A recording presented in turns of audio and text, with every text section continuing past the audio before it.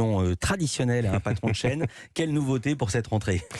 En fait, on a perfectionné nos avant-soirées, notamment en accueillant Yves Calvi, qui est là tous les soirs à partir de 18h50, donc de 18h50 à 20h, puis Natacha Polony.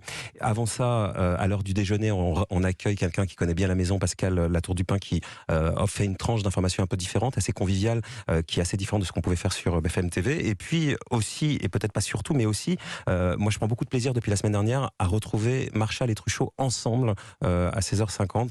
C'est un duo important d'une radio concurrente d'ici qui est dans le groupe Les Grandes Gueules. Les Grandes Gueules. Et ils avaient chacun une émission différente sur la chaîne. Et il y a une forme de jubilation de les retrouver ensemble tous les jours à 16h50. Donc en fait, pas mal de nouveautés qui finalement crante un peu davantage ce que j'essayais de faire depuis 2 ans, c'est-à-dire incarner encore de façon un peu plus forte la chaîne et avoir des tranches un peu plus différenciées. Et les audiences ?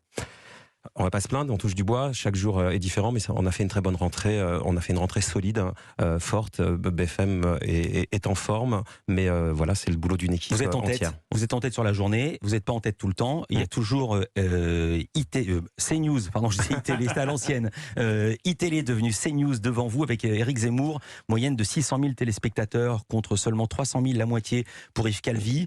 C'est pas, nous, on regarde pas ce que font les autres, on regarde ce qu'on fait très objectivement. Yves Calvi, il fallait qu'on renforce notre 19-20, il l'a renforcé de façon conséquente.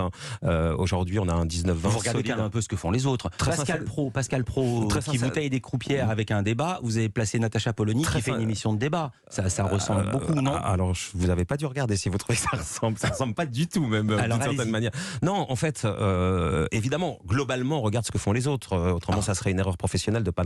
Mais on ne construit pas notre grille de leader en fonction du challenger. Donc, en fait, nous, entre 19h et 21h, il y avait mieux à faire que ce qu'on faisait l'année dernière. On avait avancé tout au long de la grille, pas suffisamment là. On a donné une incarnation plus forte à 19h et une offre différenciée à 20h.